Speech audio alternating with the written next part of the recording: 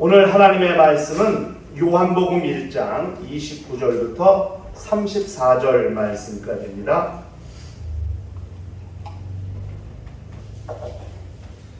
요한복음 1장 29절부터 34절 말씀까지입니다. 찾으셨으면 한 절 한 절씩 교독을 하도록 하시겠습니다. 이튿날 요한이 예수께서 자기에게 나아오심을 보고 이르되 보라, 세상 죄를 지고 가는 하나님의 어린 양이로다. 내가 전에 말하기를 내 뒤에 오는 사람이 있는데 나보다 앞선 것은 그가 나보다 먼저 계심이라 한 것이 이 사람을 가리킴이라. 나도 그를 알지 못하였으나 내가 와서 물로 침례를 베푸는 것은 그를 이스라엘에 나타내려 함이라 하니라. 요한이 또 증언하여 이르되 내가 봄에 성령이 비둘기같이 하늘로부터 내려와서 그의 위에 머물렀더라. 나도 그를 알지 못하였으나 나를 보내어 물로 침례를 베풀라 하신 그이가 나에게 말씀하시되 성령이 내려서 누구 위에든지 머무는 것을 보거든 그가 곧 성령으로 침례를 베푸는 이인 줄 알라 하셨기에 내가 보고 그가 하나님의 아들이심을 증언하였노라 하니라. 아멘. 요한복음을 시작한 지 6번째 시간입니다. 제가 예배 처음에 준비에다가 핸드폰 끄세요, 헌금은 넣으세요, 성경은 미리 찾아 놓으세요, 기도로 준비하세요, 이렇게 4가지를 써놨다가 한 가지를 더 추가한 것이 예배 전에 주보 설교 요지를 읽으세요, 이렇게 말씀. 왜 그렇게 해놨냐? 이 요한복음이 우리가 잘 깨닫고 잘 이해해야 되고 또 깨달아 알아야 될 아주 영적인 복음서이기 때문입니다. 특별히 요한복음 1장은 아주 중요하다는 것을 누차 강조하지 않을 수 없다는 것을 먼저 기억해 주시고, 우리가 일주일에 한 번 주일날 오전에 예배를 드립니다. 한 번 딱. 그 예배 1시간 드리는 것이 우리 한 주간의 삶을 경영하는 시간이 되어야 한다는 것을 우리 모두가 다 좀 실감했으면 좋겠습니다. 의무방어전 치르듯이 그렇게 치르는 것이 아니라 정말 힘을 다하고 뜻을 다하고 목숨을 다하여 하나님을 사랑하는 시간이 되기를 그렇게 각자가 소원했으면 좋겠어요. 우리 교회가 하나님 사랑, 이웃 사랑이 모토입니다. 어떻게 하나님을 사랑하시겠습니까? 예배를 통해서 하나님을 사랑하는 사랑을 드러낼 수 있다는 것을 기억을 해 주시고 우리 모두가 다 그렇게 예배를 대해 주시면 좋겠습니다. 우리 신앙생활은 예수를 하나님의 아들이라고 증언하며 사는 삶을 말하는 것입니다. 증언이라고 하니까 보통 예수 믿으세요, 예수 믿고 천국 가세요, 예수 믿고 구원 받으세요, 이렇게 보편적으로 모든 사람들이 하는 전도를 생각할 수 있습니다. 그것도 예수를 증언하는 삶입니다.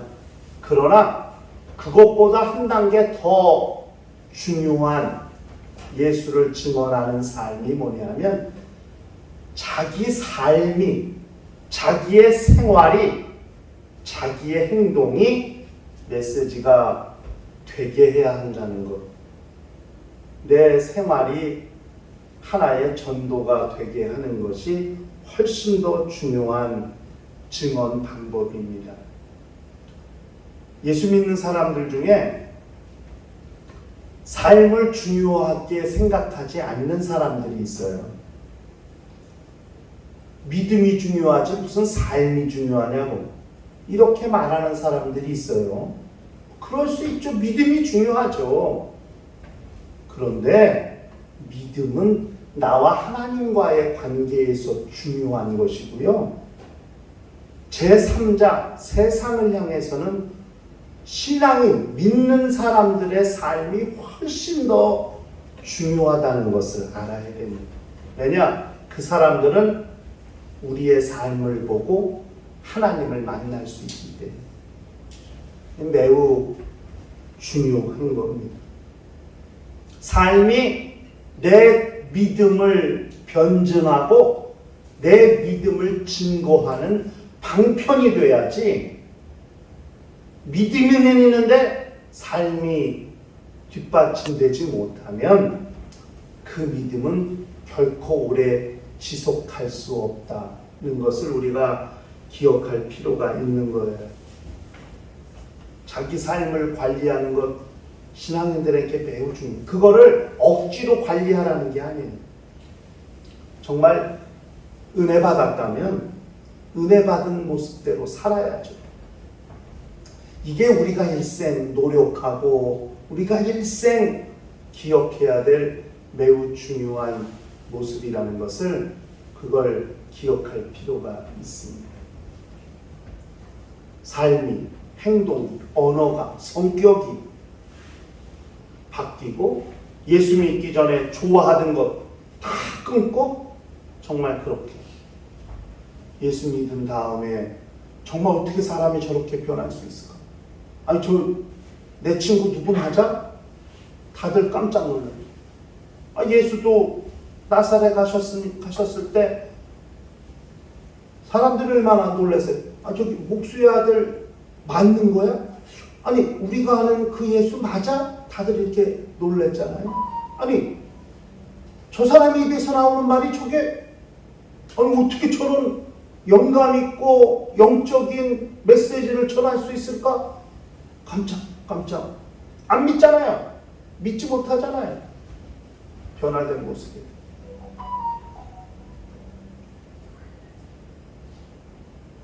재난 문자가 오나 보죠? 핸드폰을 진동으로나 무음으로 바꾸셔야 돼요. 그래야 소리가 안 나요.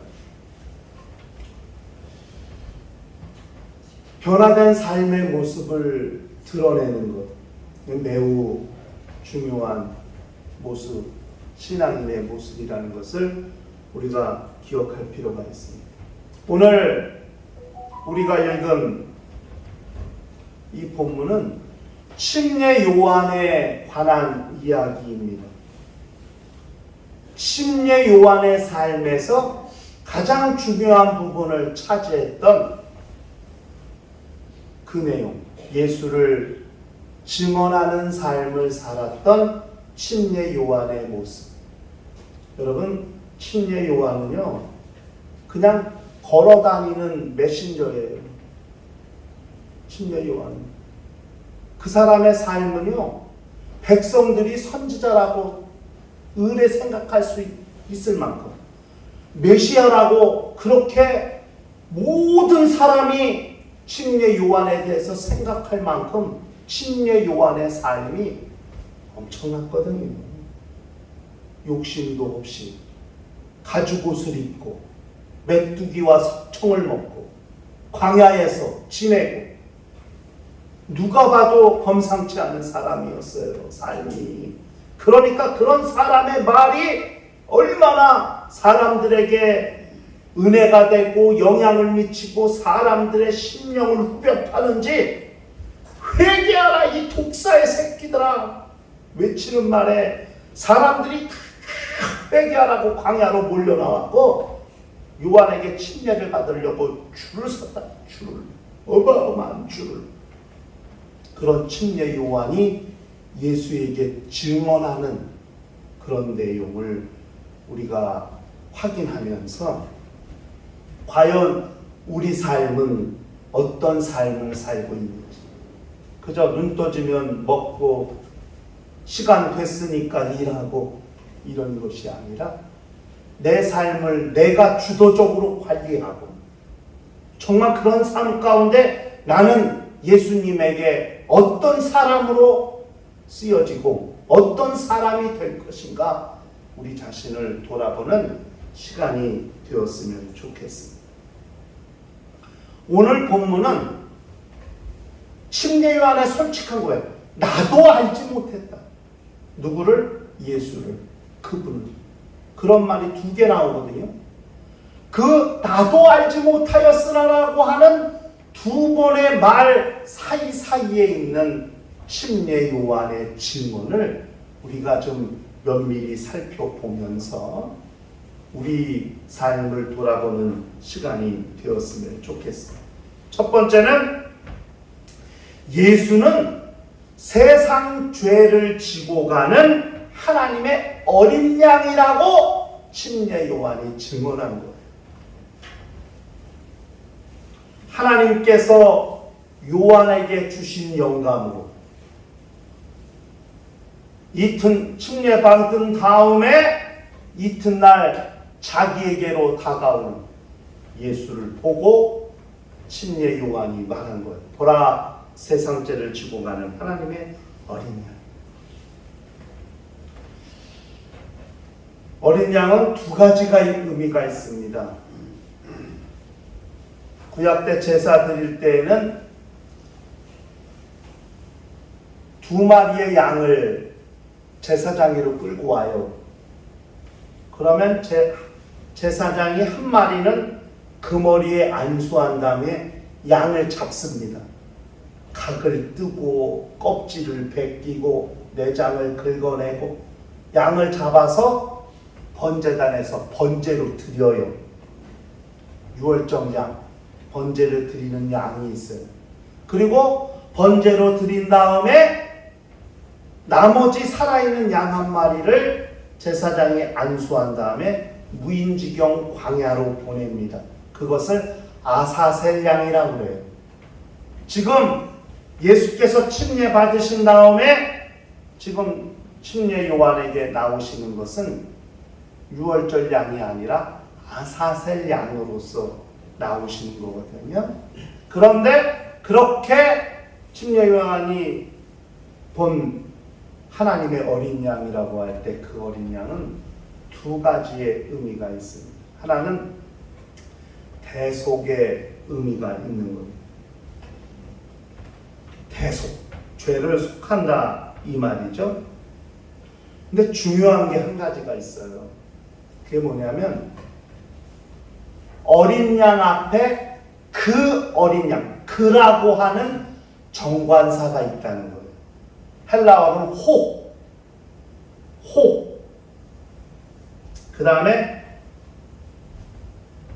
암노스. 암노스. 그 어린 양. 그러니까 구약 시대 때 제사를 드리던 그 시대에 얼마나 많은 양이 죽었겠어요? 희생됐겠어요? 제사로 사용됐겠어요? 그 무수히 제사에 사용됐던 그 양들 중에 하나가 아닙니다. 정관사가 붙은 건 특별하게 어떤 양을 지칭하는 말이거든요. 일반 양들 중에 하나가 아니에요. 그 어린 양의 그 특정 한 마리 특정 어린 양. 그 어린 양. 보라, 세상 죄를 지고 가는 하나님의 그 어린 양이라. 일반 양이 아니라 하나님의 어린 양이에요. 유일하게 하나밖에 없는, 유일하게 한 분밖에 없는 하나님의 그 어린 양. 이렇게 지금 침례 요한이 말을 한 거거든요. 침례 요한의 말을 빌어서 누가 지금 요한복음을 쓰는 거예요? 사도 요한이 쓰고 있는 거잖아요. 사도 요한이 침례 요한의 행동, 침례 요한의 말을 빌어서 지금 자기 복음서를 쓰고 있는 거거든요. 요한복음은. 근데 사도 요한은 침례 요한의 말을 아주 면밀히 꼼꼼하게 챙겨서 보는 거예요. 하나님의 그 어린 유일하신, 단 하나밖에 없는 유일하신 하나님의 어린 양이 세상 죄를 지고 가고 있다는 거예요. 무엇을 위해서? 인류의 죄를 대속하시기 위해서. 그래서 지금 침례 요한이 말한 그 어린 양에는 한 가지 대속이라는 의미를 담고 있습니다. 두 번째는 뭐냐면 선물. 지금 이 어린 양은 하나님의 선물이라는 의미를 가지고 있는 거예요.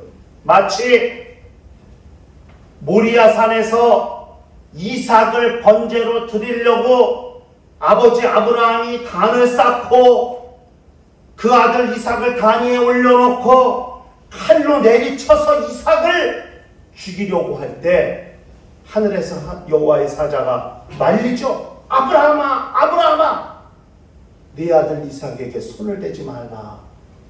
내가 이제야 여호와를 사랑하는 줄 알았다. 고 말씀하신 다음에 하나님이 뭘 하셨어요? 수풀에 걸린 양을 예비해 주셨잖아요. 이삭 대신 하나님이 예비하신 여호와 이레 하나님이 준비하신 어린 양. 마치 지금 침례 요한의 말은 그때를 연상하는 거죠. 이삭 대신에 번제로 드려진 하나님이 준비해 주신 어린 양. 그것은 선물이죠. 하나님의 선물, 은혜죠. 하나님의 은혜, 하나님의 선물. 지금 세상 죄를 지고 가는 하나님의 어린 양은 하나님이 모든 인류를 위해 준비하시고 예비하시고 선물로 주신 어린 양이라는 것을 그렇게 말씀하고 있는 것입니다. 하나님이 준비해 주셨기 때문에 하나님의 선물이다. 침례 요한의 첫 번째 증언은 예수는 하나님의 어린 양, 인류의 죄를 대속하시기 위한 어린 양, 하나님이 인류를 위해 준비해 주신 어린 양, 하나님의 선물이다. 이렇게 지금 이야기를 하고 있는 것입니다. 두 번째, 나도 알지 못했다고 말하는 그 사이에 두 번째가 뭐냐면 그렇게 침례 요한에게 나오는 예수에게 성령이 임하셨다는 증언이에요. 침례 요한이 침례를 준 게 왜 주었는지 아세요?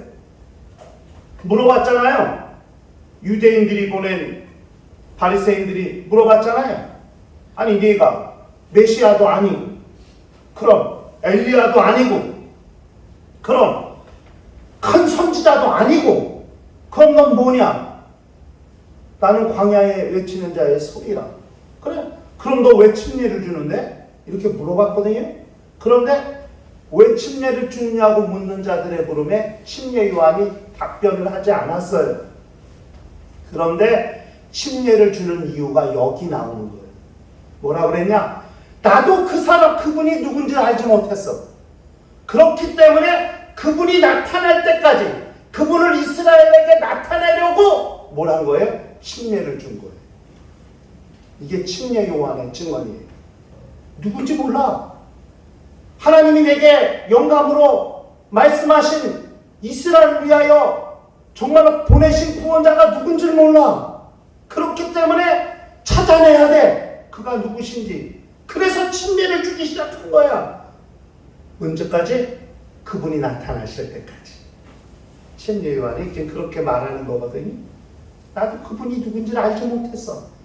그렇기 때문에 침례를 줌으로써 그를 이 세상에 나타내려 함이라.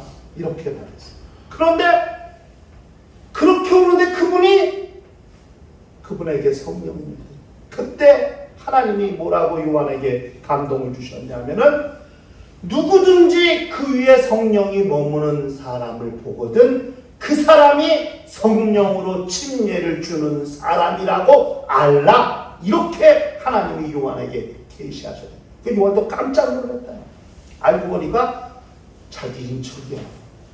6개월 나중에 태어난 자기 사촌이야. 얼마나 놀랐겠어요.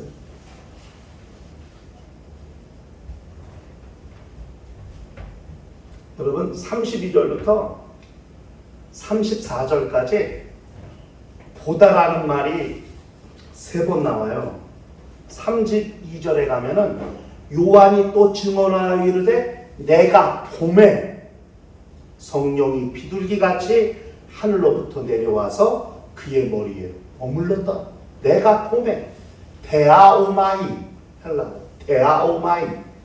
그 다음에 33절에 보니까 누구 위에든지 머무는 것을 보거든, 이렇게 성경이 말했거든요. 이건 에이도, 헬라어로 에이도. 그 다음에 34절에 내가 보고, 헬라어로 호라오. 이 보다는 말을 3번이나 말했는데 쓴 말이 다 달라. 데아오마이, 에이도, 호라오. 사실은 보다는 말 하나가 더 있어요. 블레포라고. 헬라어. 잘 들으세요. 블레포는 그냥 본 거예요. 시장 가는데 갑자기 엄마가 장 보러 나와서 엄마네? 이건 블레포야. 근데 그거보다 더 자세한 게 호라오야.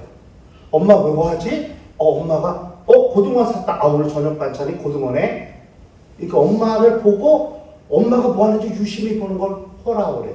호라오. 그런데 그거보다 더 자세히 보는 게 에이드예요. 근데 엄마가 왜 지금 이 시간에 시장에 나왔을까? 집에 누가 손님이 오셨나? 엄마를 유심히 보면서 엄마가 뭘 하는지 유심히 관찰하는 게 에이드예요. 근데 그거보다 더 깊은 게 데아오마이야. 이것은 어느 정도냐면 유심히 관찰하고 정말 연구해서 정말 그렇게 믿어지고 확신해지는, 그래서 정말 내 안에 어떤 확신이 생긴 그런 상태를 데아오마이라고 해요. 그러니까 막 학자들이 막 자세히 어떤 사건, 어떤 물질 하나를 열심히 연구해가지고 어떤 이치를 깨닫잖아요. 그걸 데아오마이라고. 블레포, 호라오, 에이도, 데아오마이. 이런 용어들을 사용하면서 지금 침례 요한이 예수를 봤다고 얘기하는 건데요. 이게 어떤 의미가 있느냐 하면은 첫 번째 증언이 너희가 사모하던 분이 이분이다, 이렇게 알게 한 거라면, 이 두 번째 증언은 그런데 그분이 확실하다, 이렇게 말합니다. 이게 뭔 말이냐면은 지난 주에 얘기했잖아요. 요한이 예수가 누군지를 요한이 말했잖아요. 말씀이 빛으로 육신으로 이 땅에 왔다, 그렇게 이야기했잖아요. 그 다음에 몰라, 깨닫지를 못해요. 그러니까 증언하는 사람을 세웠죠. 침례 요한을. 그러니까 침례 요한이 침례를 줘. 그러니까 그 소문이 예루살렘까지 들렸으니까 바리새인들이 사람들을 보냈어. 유대인들을 물어봤어. 내가 메시아냐? 아니, 난 아니라. 그래? 그럼 네가 엘리야냐? 아니, 나는 아니라. 그럼 내가 선지자냐? 나는 아니라. 그래? 그럼 너 누구냐? 나는 광야에 외치는 자의 소리라. 근데 내 뒤에 오시는 분이 계시는데, 그분은 오시면 나는 그의 신들매를, 신발끈을 들기도 감당치 못할 것이다. 침례 요한이 이렇게 증언해. 내 뒤에 오시는 그 이가 있다. 그리고 침례 요한이 증언하는 거거든요. 보라! 세상 죄를 지고 가는 하나님의 어린 양이 저분이라. 니네가 궁금했던 사람이, 궁금했던 분이 저분이라, 이렇게 말했거든요. 그런데 32절부터 근데 내가 보니까 그분이 확실하다. 또 내가 보니까 그분이 확실하다. 내가 보니까 그분이 확실하다. 이렇게 말하고 있는 거거든요. 지금 이게 침례 요한의 증언이에요. 그러니까 지금 이게 뭐냐면요, 말씀이 빛으로, 말씀이 육신이 오셨던 걸 말하니까 사람들이 어려워서 몰라. 그러니까 요번엔 사도 요한이 침례 요한의 말을 통해서 쉽게 이해하게 설명하는 거예요. 뭐냐면, 자, 제사, 어린 양에 대해서는 유대인들이 다 알잖아요. 자, 이분이 하나님의 어린 양이냐. 근데 그분에게 성령이 임했어. 구약 때 어떤 사건이 있어요? 여호와의 신이 임하시니까, 하나님의 신, 여호와의 신이 임하시니까 막 선지자들이 큰 능력을 행하고 막 어마어마하잖아요. 바람도 멈추고 물이 갈라지고, 삼손이 여호와의 신에 감동되니까 막 그냥 나귀 턱뼈 하나로도 수천 명을 죽이고 막 그러잖아요. 근데 그분에게 성령이 임했다는 거예요. 이거 유대인들이 다 할 수 있는 이야기로 바꿔서 말해주고 있는 거예요.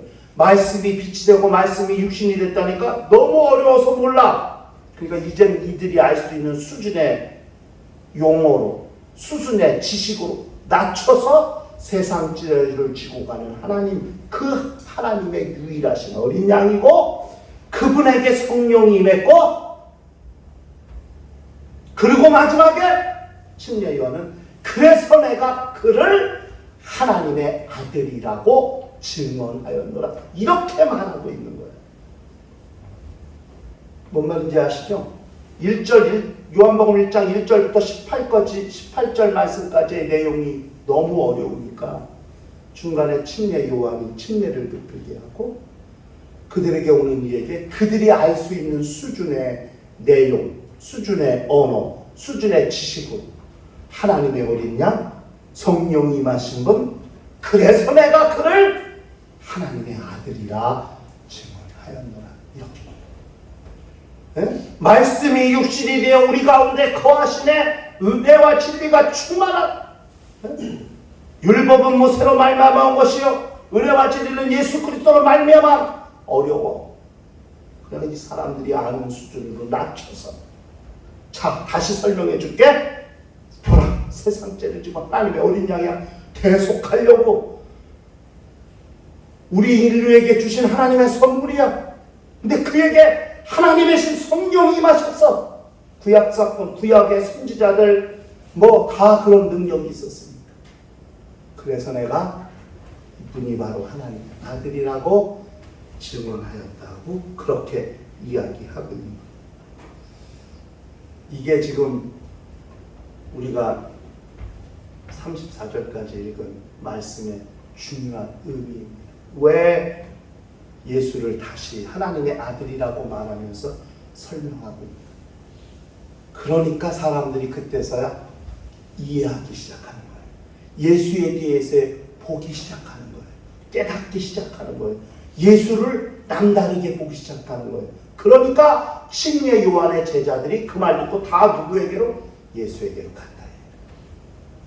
그 이야기를 해 나가고 있는 거거든요. 그래서 침례 요한은 3번의 증언을 한 거예요. 세상 죄를 지고 간 하나님의 어린 양이라, 그분에게 성령이 임하셨다. 그래서 마지막으로 내가 그를 하나님의 아들이라고 증언하였노라고 그렇게 말하는 거죠. 사도 요한이라는 사람이 예수께서 선지하신 말씀, 하나님과 태초에 하나님과 함께 계셨던 그분, 말씀으로 계셨던 그분이 이 땅에 오는 과정을 설명했어요. 1장 1절부터 18절까지. 도무지 깨닫지도 못하고 영접하지도 않아. 세상이 그에게 관심이 없어. 너무 속상하고 너무 안타까워. 그래서 한 증언하는 사람을 세운 거예요. 그 당시에 이스라엘 전역을 충격에 빠뜨리고 정말 그런 큰 이슈가 되게 했던 침례 요한이라는 사람을 통해서 예수를 세상에 드러내고 나타내게 하려는 것이죠. 침례를 통해서, 성령이 임하신 것을 본 것을 통해서, 그리고 마침내 그의 입을 통해서 이분이 너희가 기다리던 메시아 그리스도 하나님의 아들이라고 이렇게 증언했다고 사도 요한은 기록하고 있는 겁니다. 우리의 삶이 거룩하고 진실되고, 여러분, 기독교인들의 삶에, 세상에서 사는 삶에 진실이 있어야 됩니다. 그래야 우리의 말에 사람들이 공감하는 거예요. 여러분, 왜 세상 지도자들, 정치인들, 이런 사람들의 말에 백성들이, 국민들이 감동을 안 받는지 아십니까? 그 안에 진실이 없기 때문에. 표받기 위해서, 당선되기 위해서, 당선용으로 표 관리하는 차원에서만 말을 하기 때문에 이후에 다 그것이 드러나고 그 속내들이 다 결국 당선된 다음에 다 나타나는 거 아니에요? 국민들은 맨날 속고 있는 거잖아요. 표를 줬는데 주면 뭐해? 지네들 멋대로 하는데. 안타깝죠? 우리의 삶에 진실이 있고 우리의 언어에 힘이 있고 그럴 때 우리의 말이 오직 예수를 증언하는 삶이 되고 언어가 될 수 있다는 사실을 사도 요한이라는 사람이 심예 요한이라는 사람을 통해서 쓰고 있는 복음서를 통해서 증명하고 있다는 사실을 깨달으면서 일평생 삶이 예수를 증언하는 삶, 그런 성도의 삶을 사는 심령과 가정과 교회가 되시기를 주의 이름으로 축원합니다.